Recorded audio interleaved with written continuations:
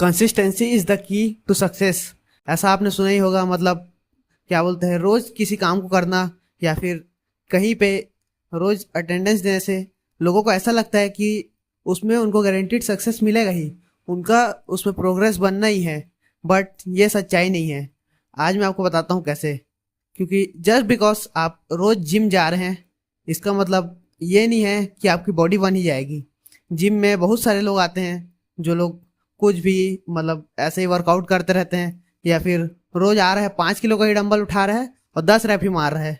भाई ऐसा करने से आपको कोई गेन नहीं मिलेगा। कंसिस्टेंसी जो है ये एक समय के लिए बस मतलब ये हिंडर पॉइंट रहता है कि मतलब लोग चालू नहीं किए रहते उस काम को।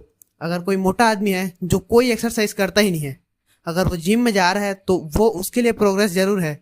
लेकिन वो अगर आप रोज जिम अब जाने लग गए हैं तो 1 महीने के बाद वो आपका मतलब उससे आपको कोई गेन नहीं मिलेगा। अब आपको इंटेंस ट्रेनिंग करना चालू करना ही पड़ेगा। अगर आप सोच सके तो कंसिस्टेंसी या रोज उस काम को करना या उस चीज में डिसिप्लिन बनाना, ये लोगों को लगता है कि बस रोज अगर उस चीज में आप डिसिप्लिन बना लेते हैं तो उससे सक्सेस मिल जाएगा। लेकिन आपको ये समझना पड़ेगा कि जो कंसिस्टेंसी है बस आपका कंपटीशन में एंट्री है, वो की नहीं है। वो सिर्फ गेट है जो आपको कंपटीशन में एंटर करा रहा है।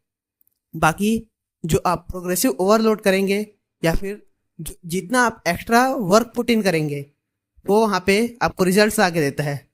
जस्ट बिकॉज आप रोज जिम जा रहे हैं, ठीक, तो इसमें आप प्रोग्रेसिव ओवरलोड कीजिए, तब आपका जाके मसल बन पाएगा।